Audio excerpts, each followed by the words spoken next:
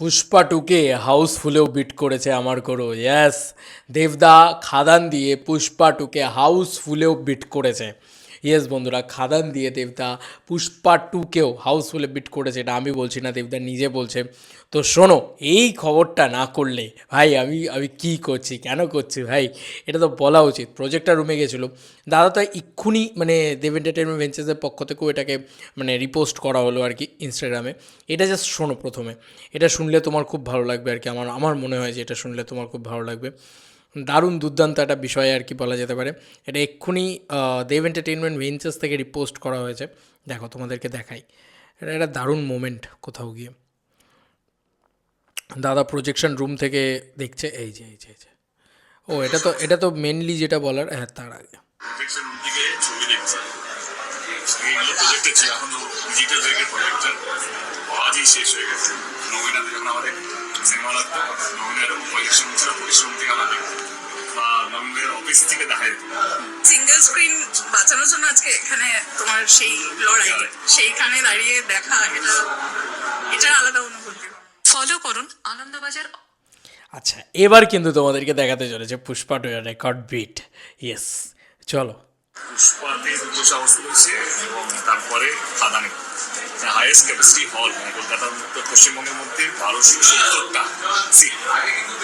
আজকে হাউসফুল মানে 150 seat হাউসফুলটাতে engine পেয়ে এখানে এত বড় হল, সেই পুরো হাউসফুল হওয়াটা, তো পুষ্পা রেকর্ডটা আমাকে বিট করবে। ফলো করুন 1250 সিটের হল, ইয়েস। 1250 সিটের হল মানে বাংলায় আর নেই বোধহয়, আর নেই, আর আমিও কোনো দিন দেখিনি। এটা সোনালি ডানলপের কথা বলা হচ্ছে। তো সেখানে আমি তোমাদেরকে আগে ভিডিওতে বলছিলাম যে হল মালিকের সাথে কথা বলছিলাম যে আর কোনো ছবি ন্যাচারালি এরকম ক্রিয়েট করতে পারছে না। পুষ্পা দুটো শো হাউসফুল করেছিল, খাদান কিন্তু তার থেকে বেশি শো হাউসফুল করেছে। ইয়েস, দেবদা এটাই বললো, এবং আই থিঙ্ক আমরা পুষ্পার রেকর্ডটাও ব্রেক করে দিয়েছি। দাদা নিজে মুখেই বললো, তোমরা তো শুনতেই পেলে, আমি তো আর মন গড়া কিছু বলছি না, দাদার কথা তোমরা শুনে নিলে। দেব এন্টারটেনমেন্ট ভেঞ্চার্স থেকে রিপোস্টও করা হয়েছে এই দুটো ভিডিও, একবার দেখে নিও ইনস্টাগ্রামে গিয়ে দেব এন্টারটেনমেন্ট ভেঞ্চার্সের, তাহলে তোমরা আরও ভালো করে বুঝতে পারবে। তো কোথাও গিয়ে না মানে বিং আ দেব ফ্যান মনটা ভরে যায়। আর বাংলা ছবির যদি কথা বলি, যে দেবদার সাফল্য, দেবদার এবং এরম ম্যাসিভ সাফল্য, আমি বারবার বলছিলাম যে এই সিনেমা হলটা, এই যে সোনালি ডানলপ, এই সিনেমা হলটা কোনো একটা আরবান সেন্ট্রিক কমার্শিয়াল ছবি দিয়ে কোনো দিন হতে পারে না, চলবে না।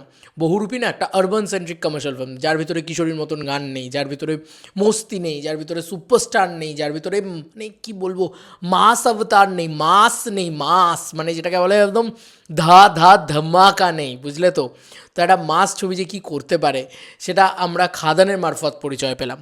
তো কোথাও গিয়ে এইটা কিন্তু পারবে না অন্য কোনো ছবি, মানে সে যতই অন্য কেউ ট্রাই করে নিক। রাজ চক্রবর্তী একটা কথা বলেছে না, যে কোনো আতেল ডিরেক্টরের থেকে আমি ভালো নাচ গান অ্যাকশন কমার্শিয়াল ছবিটা বানাতে পারবো। এই বিষয়টায় আমি রাজ চক্রবর্তীর সাথে 200% এগ্রি করি। রাজ চক্রবর্তী হোক বা সুজিত রিনো দত্ত হোক, বা যারা মানে কমার্শিয়াল ছবির প্রোডাক্ট, বা যারা কমার্শিয়াল ছবিকে বানাতে পারেন ভালো করে, তারা কিন্তু যে কোনো আতেল ডিরেক্টরের থেকে বেটার বানাতে পারবেন কমার্শিয়াল ছবিটা, এবং তারা সেটা প্রমাণ করে দিচ্ছেন বারবার। সুজিত দাই এটা সেকেন্ড ছবি হিসেবে উনি কী করলেন, হেই এরকম ব্লকবাস্টার তো আই লাভ ইউ হয়নি অগ্নিশপথের পরে। তো মানে এটা ম্যাসিভ কিছু হয়ে গেছে খাদান যেটা হয়েছে, এবং খাদান সত্যি নতুন যুগের সূচনা ঘটিয়েছে।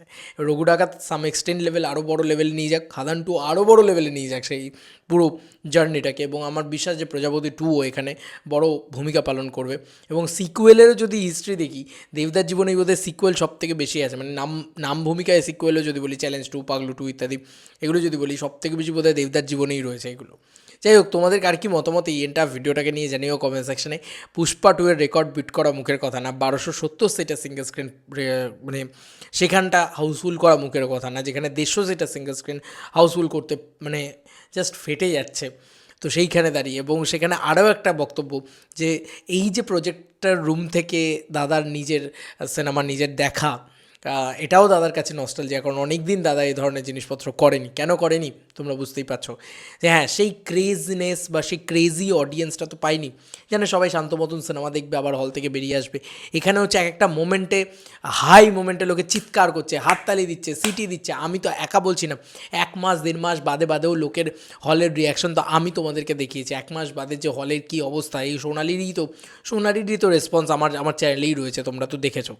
তোমাদের আর কি মতামত এই এন্টার ভিডিওটাকে নিয়ে জানিও কমেন্ট সেকশনে। চলো বন্ধুরা, নতুন কোনো ভিডিওতে দেখা হবে, বাই।